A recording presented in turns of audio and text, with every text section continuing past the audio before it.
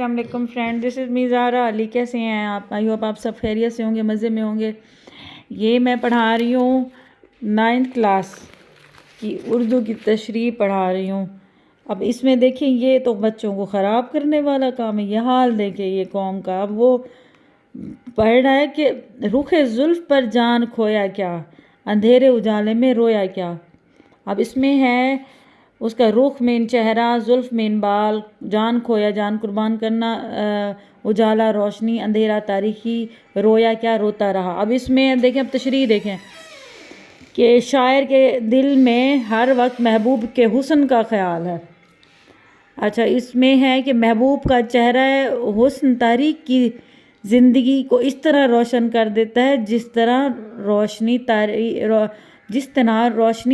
رات کی تاریکی کو اجالے میں تبدیل کر دیتی ہے۔ جھوٹی محبت کا دعویٰ تو سبھی کرتے ہیں، مگر اس میں پیش آنے والی تکلیف کو برداشت کرنا مشکل کام ہے۔ جب دل و جگر بےتاب ہو جاتے ہیں تو ہجر کی راتیں طویل ہو جاتی ہیں تو پھر آنکھیں خون کے آنسو ہوتی ہیں۔ اب یہ حال ہے، اب یہ بچوں کو خراب کرنے والا کام ہے۔ اب میں اس کو کیسے پڑھاؤں، اس کو کس طرح اس کی تشریح دوں؟ یہ تو حال ہے۔ اب یہ کوئی بات ہے؟ اب یہ تشریحیں ضرور دینی ہے۔ اب یہ دور رہ گئے، بچے تو بگڑ جائیں گے، خراب ہو جائیں گے۔ چلو اٹھ، ادھر آ، تمہیں میں پڑھاؤں، ادھر آ۔ چلو اب یہ سنو، میری بات سنو۔ اس کو رکھو اس کو۔ یہ پرمیشن کس نے دی ہے فون اٹھانے کی؟ رکھو اس کو۔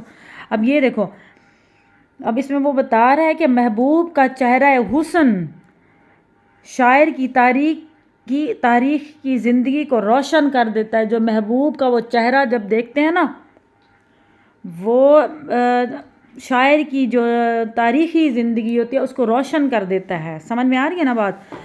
جس طرح اندھیری رات میں روشنی کا آ جانا، ٹھیک ہے؟ پھر جھوٹی محبت کا دعویٰ تو سبھی کرتے ہیں، سن رہی ہو نا، مگر اس میں پیش آنے والی تکلیف کو برداشت کرنا مشکل کام ہے۔ اب میں اس کو سمجھا رہی ہوں تمہیں کہ اس میں جو محبوب کو جو تکلیف ہوتی ہے نا، کہ مطلب وہ جو میں اب کیا خراب کر رہی ہوں بچوں کو۔ اس میں جو محبوب کو وہ یاد کرتا ہے نا، جو اس کے دل میں جو تکلیف ہوتی ہے اس کو برداشت کرنا مشکل کام ہے، ٹھیک ہے نا؟ جب دل اور جگر بےتاب ہو جاتے ہیں اور ہجر کی راتیں طویل ہو جاتی ہیں تو آنکھیں خون کے آنسو ہوتا ہے۔ مطلب کہ جب دل و جگر بےتاب ہو جاتے ہیں، مطلب اس کو جب اس کی شدت سے یاد آتی ہے گھٹیا انسان کو، شاعر کو، تو ہجر کی راتیں لمبی ہو جاتی۔ ہجر کی راتیں کس کو بولتے ہیں؟ مطلب جو رات کو ہوتی ہیں نا، تنہائی کی راتیں بول دو، محبوب کے بغیر کی راتیں وہ لمبی ہو جاتی ہیں اور پھر آنکھیں جو ہے نا خون کے آنسو روتی ہیں۔ سمجھ میں آ رہی ہے نا بات؟ آتش شب بھی ان حالات میں گزر رہے ہیں۔ وہ کہتے ہیں کہ محبوب کے حسن اور اس کی سیاہ زلفوں پر فدا ہوتا رہا، ٹھیک ہے نا؟ جو شاعر تھا، محبوب ہے نا، وہ اپنے محبوب کی کالی زلفوں پر عاشق ہوتا رہا۔ گھٹیا بندہ تو بہت اچھا، عاشق ہوتا رہا، فدا ہوتا رہا، جس کی وجہ سے دن اور رات وہ روتا رہتا تھا۔ کسی کام کا نہیں رہ گیا تھا، بیکار ہو گیا تھا بس وہ میرا۔ اچھا، محبوب سے ملاقات سے قبل ہماری زندگی میں اتنے غم نہ تھے۔ وہ کہتے ہیں جب مجھے اپنا وہ کہتا ہے جب مجھے محبوب نہیں ملا تھا، جب میں اس سے کبھی بھی نہیں ملا تھا، ہم نے ایک دوسرے کو دیکھا نہیں تھا، تب میری زندگی اچھی گزر رہی تھی۔ مطلب اس میں کوئی غم نہیں تھا، مجھے کوئی تکلیف نہیں تھی۔ جب سے وہ محبوب میری زندگی میں آیا ہے میں دن رات روتا رہتا ہوں، ٹھیک ہے؟ کاش میرا محبوب میرے سامنے ہو۔ وہ کہتا ہے ہر وقت میں چاہتا ہوں میرا محبوب میرے سامنے ہو تو میں اس کے حسین چہرے کی روشنی، سیاہ زلفوں کا اسیر ہو کر بے پناہ مشکلات مسائب میں مبتلا نہ ہوتا۔ وہ کہتا ہے اگر میرا محبوب میرے ہر وقت سامنے رہے تو یہ جو میں ہر وقت پریشانی میں اور ٹینشن میں، مطلب جو میں رہ رہا ہوں، روتا رہتا ہوں، وہ میں نہ رہتا، میں خوش رہتا۔ سب کچھ محبوب کے چہرے اور سیاہ زلف کا اسیر ہونے کی وجہ سے ہوا۔ وہ کہتا ہے جب سے میں نے عشق لگایا ہے تب سے یہ میرے ساتھ ہوا ہے۔ یہ دیکھیں یہ حال ہے، اب میں یہ تشریح پڑھا رہی ہوں، بچی کو خراب بھی کر رہی ہوں اپنے ہاتھوں سے، اور اس طرح کی یہ دینے کی تک بنتی ہے۔ اب اگلی دیکھیں، اب چلو یہ ہو گئی، یہ سمجھ میں آ گئی ہے حسینہ؟ آ رہی ہے سمجھ میں تمہاری؟ بولو، منہ سے بولو۔ اب اگلی دیکھو، اگلا 1 منٹ، اگلا شعر ہے، سن۔ ہمیشہ لکھے وصف دند یار، قلم اپنا موتی پرویا کیا۔ اب اس میں دند دانتوں کی جمع ہے، وصف خوبی ہے، یار و دوست محبوب کے موتی، اور پرونا میں موتیوں کی لڑی۔ غور سے میری بات سنو۔ اب اس کی تشریح میں ہے کہ شاعر جب بھی محبوب کے دانتوں کا حسن بیان کرنا شروع کرتا ہے تو موتی پرو دیتا ہے۔ جب وہ اپنے محبوب کے دانتوں کی بھی وہ تعریف کر رہا ہے، وہ تو کتا بندہ جب شاعر تھا کیا تھا؟ جب وہ شاعر اپنے محبوب کے دانتوں کی تعریف کرتے ہوئے موتی پرو دیتا تھا۔ اس میں ہے، شاعر محبوب کی زلف اور رخ کی تعریف کرنے کے بعد اس کے حسین دانتوں کی بھی تعریف کرتا تھا۔ مطلب اس کے بالوں کی، چہرے کی بھی کرتا تھا نا تعریف، بالوں کی بھی کرتا تھا، دانتوں کی بھی کرتا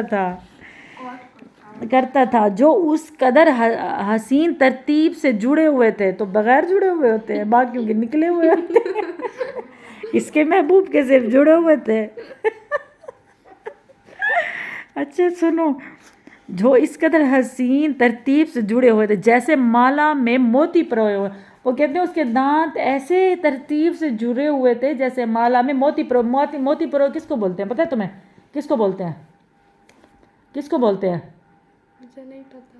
موتی پرو بھی نہیں ہوتا، اللہ رہتا ہے تیرے اوپر۔ موتی پرو جی مطلب دیکھو، ایک سوئی میں دھاگا ڈالو اور اس میں موتی ڈالتے جاؤ ترتیب سے، ایک بڑا سارا وہ ہار سا بن جاتا ہے۔ آئی سمجھ میں بات؟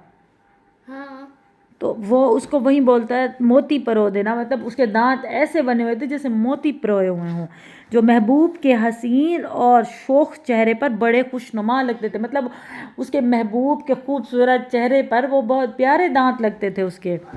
جب بھی محبوب چمکیلے دانتوں کی تعریف لکھنے لگتا تو میرے قلم اس قدر جوش اور روائی میں آ جاتا کہ تعریفی کلمات خود بخود ہونے لگ جاتے۔ وہ کہتے ہیں جب بھی میں اپنے محبوب کے دانتوں کے بارے میں لکھنے لگتا تو قلم خود بخود چلنے لگ جاتی، مطلب اس کے دانت بھی بہت پیارے تھے۔ تو ہمارے تو جیسے گندے کھڑے ہیں، اس کے محبوب کے ہی سارے اچھے تھے۔ محبوب کی شکل تو ذرا مجھے دکھا دیتا، میں ذرا دیکھنا چاہتی تھی اس کے دانت تھے کیسے۔ اچھا اس کے بعد جو کہتا ہے، جوان حسین دلکش دانتوں کا عطا کردہ کرشمہ ہے محسن نقوی بقول۔ میں اب شعر شور نہیں پڑھ رہی۔ اچھا چلو، اب یہ اس کے دانتوں کے بارے میں بکواس کر گیا تھا، ٹھیک ہے نا؟ پہلے اس نے بولا، پہلی تشریح میں تھا اس کے چہرے اور بالوں کے بارے میں تھا، اور روتا رہتا تھا پوری رات، اسے نہ ملنے کا غم کھایا جاتا تھا۔ دوسری میں ہے وہ اس کے دانتوں کی تعریف کر رہا ہے۔ اچھا تیسری میں ہے، کہو کیا ہوئی عمر کیوں کر بسر، میں جاگا کیا بخت سویا کیا۔ اس میں ہے بسر کرنا گزارنا، جاگا کیا جاگتے رہنا، بخت نصیب مقدر سویا کیا سوتے رہا۔ اس میں ہے، میں کیا بیان کروں کہ میری عمر کیسے گزری، بس میں تو جاگتا رہا لیکن میری قسمت سوتی رہی۔ وہ کہتے ہیں میں تو جاگتا رہا، میری قسمت سوتی رہی۔ اب اس میں تشریح یہ ہے، اب غور سے سننا، اب اس کو اپنا مائنڈ اوپن کر بیٹھو۔ اس میں ہے تشریح طلب میں شاعر نے اپنی بد نصیبی کا ذکر کیا۔ اب یہ بد نصیب کہاں سے ہو گیا؟ وہ نہیں ملا تھا اس کو، بے وفائی کر گیا تھا وہ شاعر اس کو، وہ محبوب اس کا۔ وہ اپنی بد قسمتی کے متعلق کہتے ہیں کہ ہمارا مقدر ہی الٹا ہے۔ وہ کہتے ہیں کہ ہمارا مقدر ہی الٹا ہے، جب ہم چاہتے ہیں تقدیر ہمیشہ اس سے الٹ چلتی ہے، یعنی مطلب جو ہم چاہتے ہیں تقدیر اس سے الٹ چلتی ہے۔ شاعر کہتا ہے، اس شعر میں اپنا بد نصیبی کا ذکر کر رہا ہے۔ اس شعر میں زینب شاعر اپنی بد نصیبی ظاہر کر رہا ہے، ٹھیک ہے نا؟ وہ اپنی بد قسمتی کے متعلق کہتے ہوئے ہمارا مقدر ہی الٹا ہے، اس نے کہا جو ہم چاہتے ہیں وہ ہمیشہ وہ الٹا ہوتا ہے۔ سمجھ میں آ رہی ہے نا؟ سکون طلب کرے تو بے سکونی، مطلب سکون چاہیں تو بد سکونی ہے۔ آرام طلب کرے تو تھکاوٹ، راحت کی بجائے تکلیف گویا ناکامی اور نامرادی کا سامنا کرنا پڑا. اس کو نہیں ملا تھا اس کا محبوب.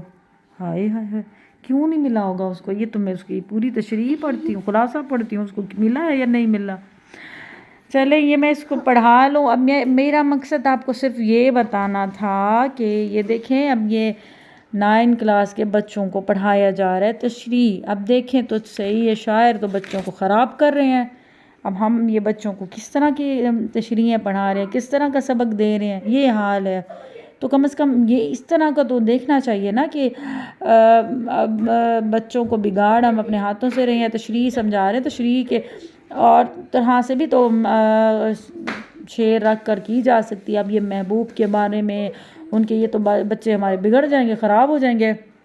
چلیں اب اس موضوع پر میں نے آپ سے ڈسکس کی ہے. آپ اس بارے میں سوچیں اور پڑھائیں. آپ یہ محبوب تو یہ شاعر تو بڑا گھٹیا بندہ ہے، اپنے محبوب کے بارے میں ایک لفظ بول رہا ہے. مزید میں نے اس کو پڑھانا ہے تو میں اس کو پڑھا لوں. چلیں ملتے ہیں ادر ولاگ میں. اپنا خیال رکھیے گا، خوش رہیں، خوش رکھیں. اللہ حافظ.